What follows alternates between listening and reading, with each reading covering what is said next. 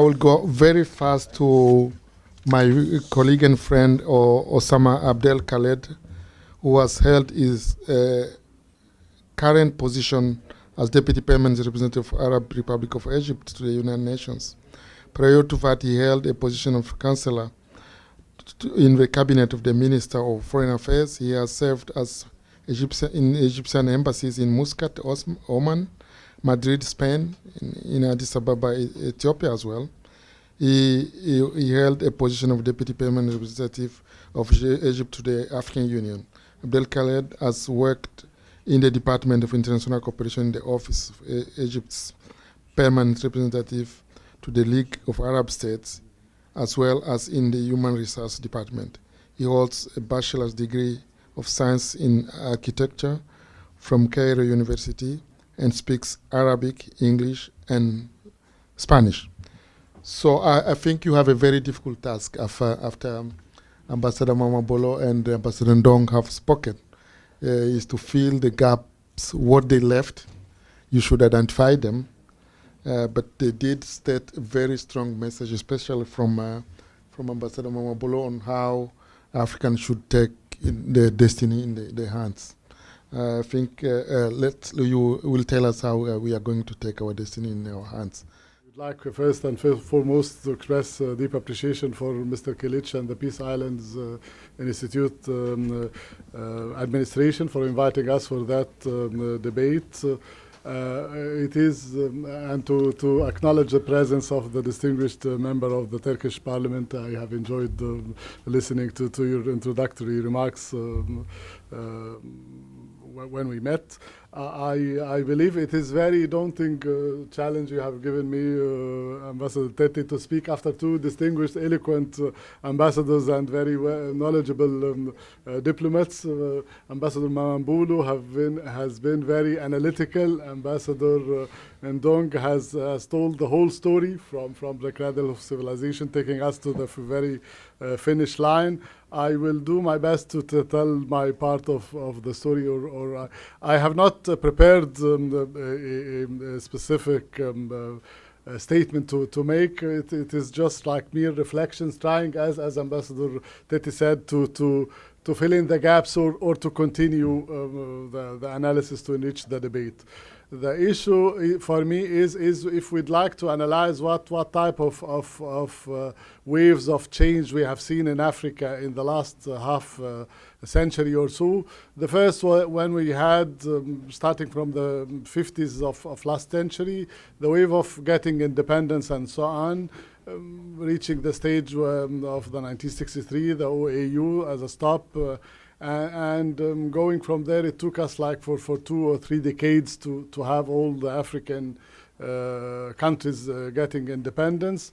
The second wave of deep change was the democratization that started from Senegal, Zambia, and elsewhere, where we have started changing the regimes and being openness to the idea of being more democratic and meeting the international standards per se on that. And that phase is still ongoing. I mean, we are still witnessing changes here and there, and in Northern Africa, in my country, in Tunisia, we are witnessing political transition that with the aim and objective of having a full democratization and so on. I would like to address what Ambassador Tete named as paradox, the paradox we have in Africa. The paradox would move along 3 axes, more or less: sustainable development, peace and security, and that democratization. How to prioritize, where to start and where to end, and so on, and the dilemmas we have sometimes, and the balances, the delicate balances we have between them. I would like to say that Africa has chronic and permanent problems, since the theme is African solutions to African problems. Problems, as it was said, it has to do with poverty, illiteracy, and diseases. The professor spoke about the importance of education and so on. And those has been with us as problems for quite some time and will remain to do so. It's the issue how to address them truly. And I would like to say that for sustainable development, it is a real challenge. What type of development model should Africa borrow? Is it the Chinese, the Indian, or some Western experiences and different experiences in reaching a formula? I would like to say that everyone is speaking now about the green economy and so on. Africa is lagging behind since Africa did not develop sufficiently. It should follow, not to reinvent the wheel, to follow the best of the formulas we have and to start from the green economy and so on. In my country and in our part of the world, I believe a lot of Africans are saying that Africa needs, the slogan should be Africa needs a fair opportunity, a fair chance internationally. Since the rest of the world has developed enough, no conditionality should be put on Africa to develop. No conditionalities under the umbrella of climate change, global warming, or whatever. Yes, we are living in a globe, but we have principles. We have common but differentiated responsibility. Africa should have had the opportunity to grow, to meet the needs of its people, to combat and eradicate poverty, to guarantee education for younger generation and so on. So this is first of all. Secondly, when we're speaking about the fair opportunity, we are not asking for donations. No, we're asking for transfer of technology. Yes, we are ready to have better solid waste management, but we need technology. We need concessions while doing so. We need foreign direct investment. We need fair trade. I mean, Europe, for instance, is subsidizing their own farmers. It comes at the expense of Africans having a fair opportunity. And then you would find Europe asking, why are we receiving too many illegal immigrants from Africa? Those all are a basket of the same issues and so on. Us as professional diplomats in the UN, we are doing our best to serve the African cause, to introduce the African case, and to protect the African interests. It is a very daunting challenge. When I was trying to speak about what type of model we would speak, Ambassador Mamabolo speak about the unity possibility. Is it doable or not? Could we have a better opportunity to do about African unity? Yes, I fully agree, sir. We have a lot to borrow, and it is doable. It is not mission impossible. But to do, for instance, look what did the European Union do, and how did we follow suit? When we were trying to address African unity, we started from like a political club. The old OAU was more of a political platform and moving very slowly on regional economic integration and so on.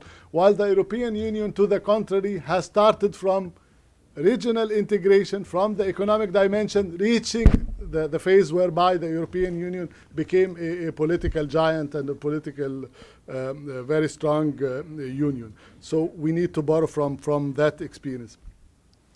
Coming back again to the issue of the African solutions to African problems. When you speak about solutions, you speak about mechanism, capabilities, and empowerment and programs and so on. I worked 4 years in Addis Ababa and 2 years with my ex-minister of Foreign Affairs on African issues, and I consider myself an Africanist in our foreign service. I need to say that the African Union needs to prioritize and to keep the focus. Ambassador Tete, for instance, was kind enough to make the reference of the vision, the longer-term vision of the 50 years and so on. It is important to have the ambitions, to have the ambition and to speak about 50 years. But 50 years is too long. You cannot prioritize in 50 years. We'd rather speak about a series of decades than speaking about half a century at a one go. It is nearly very difficult and very. We need to do a bit of focus on the African Union. We heavily rely on the external funds provided by some partners and so on to find that to finance that program or the other program. And then we are recipients to develop our own capabilities. Yes, we had the setup now. We had the African Peace and Security architecture. We have the African Standby Force is in progress and so on and so forth. But we need to develop our very strong base of finance to fund our own activities. If we did not do so, we will always be dependent on others and on priorities set by others and so on. This is what very important.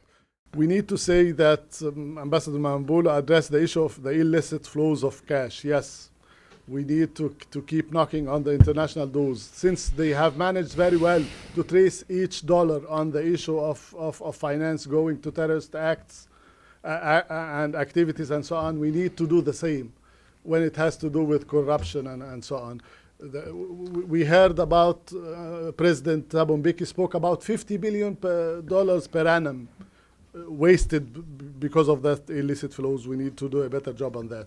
We need to keep developing our homework on the issue of the governance and democratic governance and so on. The issue of the energy gap, how to address the energy gap. When I spoke about Africa needs a fair opportunity, we need to bear in mind that Africa is paying a price for the climate change, to the extent that we started now hearing about climate change refugees. People that, look what happened in El Sahel. Part of the problem was desertification. So there was a price to be there. Speaking about democratization, I believe that there is not one size that fits all in democratization. I would like to recall the words of the ex-prime minister of Ethiopia, the great leader Meles Zenawi, when he was speaking about democracy as an organic cultivation. It has to be cultivated organically in each society, bearing in mind the specificities of that society. Yes, we will not reinvent the wheel. Yes, we knew what we want to do, but it will take us some time to do so, and we need to do and to observe the differences. To speak, since we're speaking about the unity, I believe the key word should be regional economic communities, starting from the building blocks. The building blocks is the REC, the regional economic communities in Africa. We cannot jump from a level whereby we are 54 to the level where we will be the United States of Africa. The building blocks is the RECs. The RECs is there. The sequence and the cooperation and the triangle from the state as an actor to the REC as an actor to the African Union as our continental organization is of great importance. We need to do a better job on that. We have some protocols and so on. We have managed well in some cases, but the secretariat and the mechanisms of the RECs is lagging behind in some cases. I believe I need to end with a very positive connotation, saying that I'm one of those who believe that the points of strength of Africa is great. Yes, Africa can do it, can do a better job for being united.